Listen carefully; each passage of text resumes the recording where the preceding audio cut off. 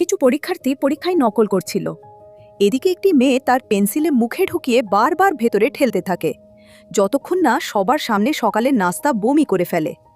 শিক্ষক তাড়াতাড়ি দৌড়ে এসে জিজ্ঞেস করেন সে ঠিক আছে কিনা।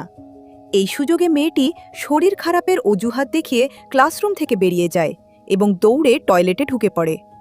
শিক্ষক ইতিমধ্যেই কিন্তু তার উপর সন্দেহ করতে শুরু করেছেন।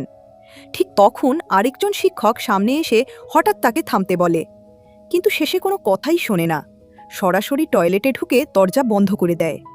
তারপর ছাদের ওপর উঠে আগে থেকে লুকিয়ে রাখা মোবাইল বের করে। এক মুহূর্ত দেরি না করে সাথে সাথে একে একে উত্তরগুলো সহপাঠীদের কাছে পাঠাতে শুরু করে। অনেকের কাছ থেকে টাকা নিয়ে সে তাদের নকল করতে সাহায্য করছে, তাই এবার কোনোভাবেই ভুল করা যাবে না। কিন্তু যতই তাড়াহুড়ো করে ততই সমস্যা হয়। শেষ 3টি প্রশ্নের উত্তর তার মনে পড়ছিল না। এদিকে দরজার বাইরে শিক্ষক চাবি দিয়ে দরজা খোলার চেষ্টা করছেন। ঠিক শেষ মুহূর্তে এসে মেয়েটি বাকি উত্তরগুলো মনে করতে পারে এবং দ্রুত পাঠিয়ে দেয়। শিক্ষক জোর করে দরজা খুলে ফেলার সাথে সাথেই সে আগেই সব প্রস্তুতি নিয়ে রেখেছিল। সে ভান করে যেন কাপড় বদলাচ্ছে, মোবাইলটি মোজার ভেতরে লুকিয়ে রাখে।